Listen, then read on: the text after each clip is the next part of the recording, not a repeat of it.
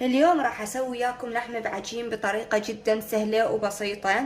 اول شي عندي هنا بالعجينة خليت كوبين من الحليب مع معلقة ونص من الخمرة ومعلقتين كبار شكر، يعني هو السكر، احنا بالعراق نصيحه شكر.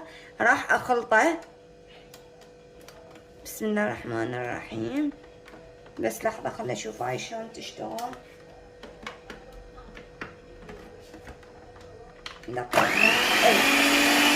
راح اخلطه كل زين. هسه بعد ما خلطت كل زين راح اترك الخمرة تتفاعل 10 دقايق وبعدها نرجع. هسه ضفت 5 اكواب من الطحين، رشة ملح، رشة بيكنج باودر يعني معلقة صغيرة، مع بيضتين العفو، ونص كوب من الزبد، وراح اخلط المكونات جيدا الى ان تتكون عندي العجينة وارجع لكم. هسه صارت عندي العجينة بهذا الشكل، راح اغطيها واتركها ساعة تختمر، بعدها ارجع لكم بشكلها شلون نسويها. هسه راح احمس اللحم المثروم. بعد ما ينحمس ويستوي عندي راح اضيف باقي المكونات. هسه بعد ما حمست اللحم ضفت البصل ودا احمسه مع اللحم الى ان يذبل عندي البصل وشوية يتغير لونه. بعد ما ذبل عندي البصل ضفت الفلفل، وراح ايضا احمسه ويا البصل واللحم وانتظره الى ان يذبل.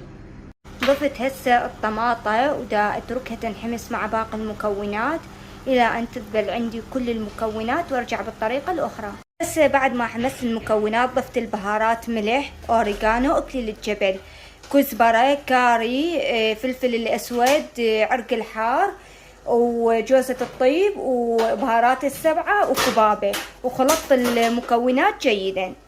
هسه بعد ذلك ضفت معجون وكاتشب وشطة، احنا نحبها شوية حارة، وضفت شوية مي وتركتها تتسبك. ثم بعد ذلك هسه العجينة مالتي بعد ما اختمرت، شوفوا ما شاء الله شلون ارتفعت وحجمها صار هالشكل. هسه ايش راح نسوي؟ هسه بعد ما فتحتها بديت خليت لها شوية كاتشب دهنتها للعجينة وخليت الحشوة. هسه ايش راح اسوي؟